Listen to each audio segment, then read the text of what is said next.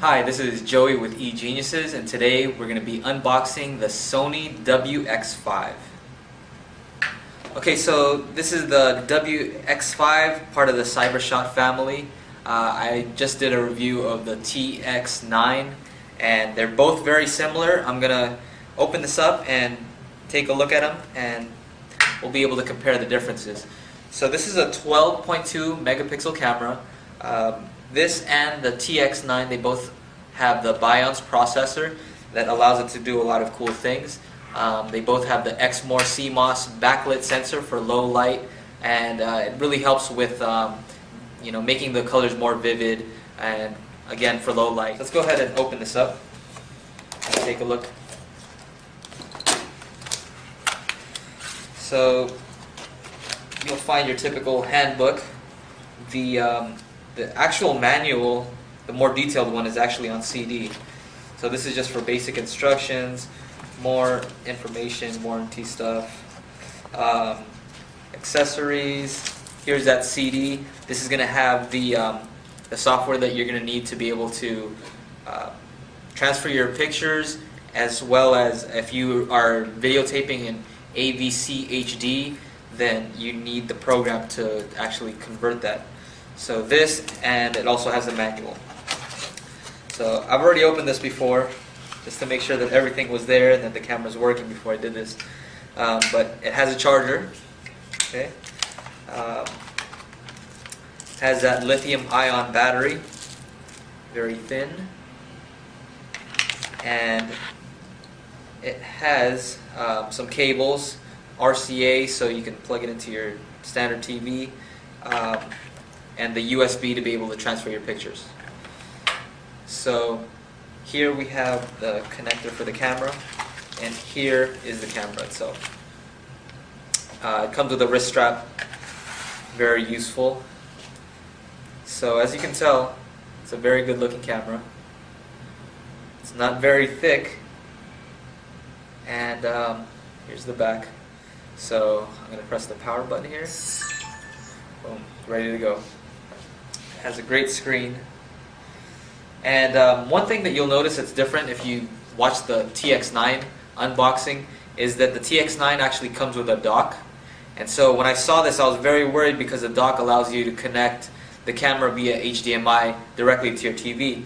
So I was looking all around, and I noticed that this actually has a port for a mini HDMI directly on here. So you don't need the dock. All you need is a converter. I looked online, they're about $7, $8.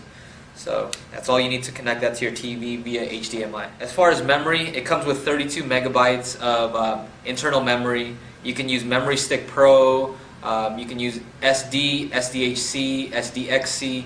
So it's really cool as far as being able to use different types of memory. It has a sweep panorama, the same thing as they've had this in a lot of the CyberShots already, where you can just sweep across like this, and it'll actually stitch the photos together, so you don't have to use a separate program to do it. It shoots video in AVC HD, and that's full HD, 1920 by 1080 at 60 frames per second interlaced. So the only thing that I found about that is that you have to convert that. A lot of times there's all these different conversions.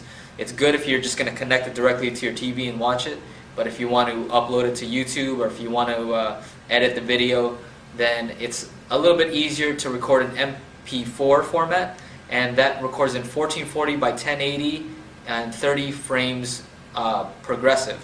So it's not going to look as smooth when you watch the video, but it's just a lot easier to work with. With AVC HD, you have to convert it, take some time to convert, and you have to find the right software. So AVC HD, if you're just going to connect it to your TV or throw it on a disc and watch it on your Blu-ray player, and MP4 if you're going to use it online or edit it, try to do anything else with it.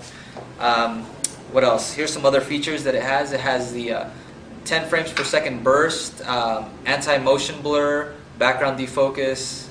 It has a blink detection, so it can tell if you take a picture of people. If somebody blinks, then it'll actually take two photos, and it'll give you a choice of selecting between the two. Smile detection, so you can set it on a mode. When somebody smiles, then it'll take a picture automatically. It has a stereo mic, right? And the battery is supposed to last 115 minutes, which is 230 images. The battery is the weakness that I've noticed with this.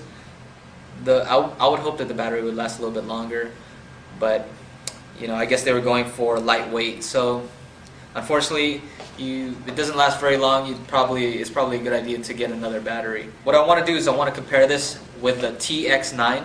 And so I'm actually recording right now with the TX9, so I can't do a side-by-side comparison, but I will show some pictures at the end of the video. The main thing, of course, is that this one does not have a touch screen. This one's a 2.8-inch screen. The TX9 is a 3.5-inch screen. This one also has a Sony G lens, so it's different than the lens that comes with the TX9, which is a Carl Zeiss lens. They both have optical steady shot stabilization, which is handy when you're shooting video. It really helps to prevent blur and, you know, a lot of motion. This one is a f2.4, whereas the Sony Carl Zeiss lens is a f2.5. So this one's a f2.4. It's better for low light situations. You can actually shoot in low light and you get some great shots without having to use a flash. The zoom is 24mm to 120mm versus the TX9, which is 25mm to 100. So this is 5x zoom versus 4x. You can zoom in a little bit further, and the wide angle is a little bit wider. Now about that, I had some comments on the other one about barrel distortion, and this does have significant barrel distortion if you are shooting video, and you'll notice that if you look at these lines here, how it's kind of curved. But the thing is, when you're taking pictures, the processor does a good job of straightening out those lines so that you can't tell. So they did have to use some tricks to be able to do such a wide angle on such a small camera, but good thing is that when you take pictures, you can't tell. When you do video, you can. But that's not too much of an issue for me.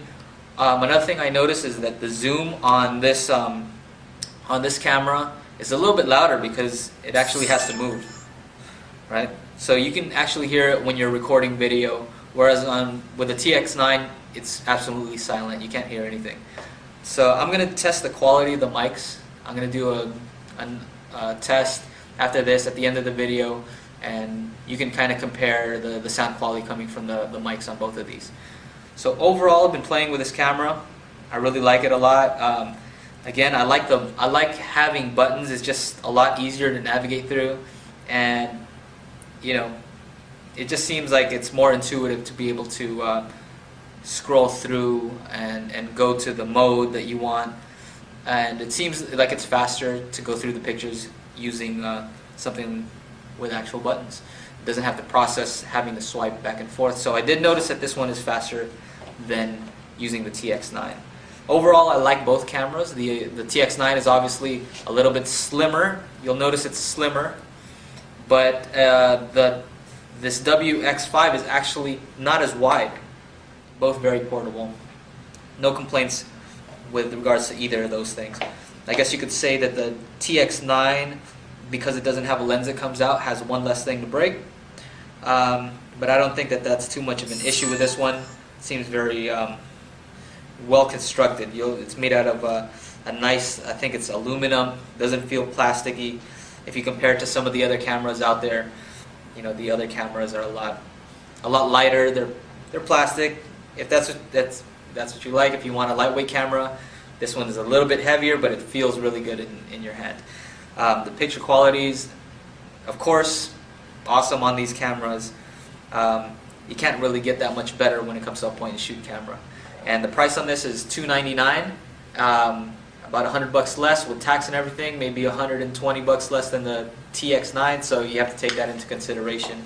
Overall, I like both cameras, and thank you for watching. This is Joey with eGeniuses.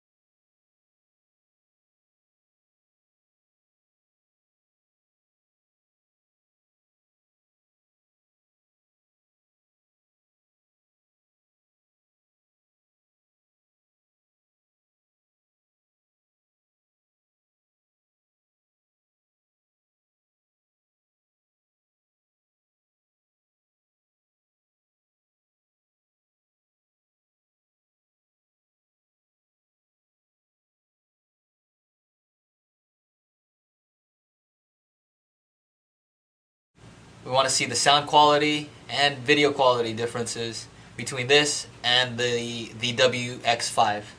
So we get y'all, say it.